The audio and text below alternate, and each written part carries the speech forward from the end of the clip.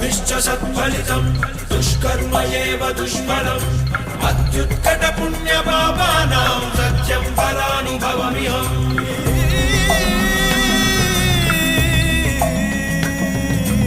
ఈ చోటి కర్మ ఈ చోటే, ఈనాటి కర్మ మరునాడే, అనుభవించి తీరాలంటే ఈ సృష్టి నియమం ఇదే. ఎన్ని కన్నీళ్ళ ఉసురిది వెంటాడుతున్నది నీడల్లే కర్మ.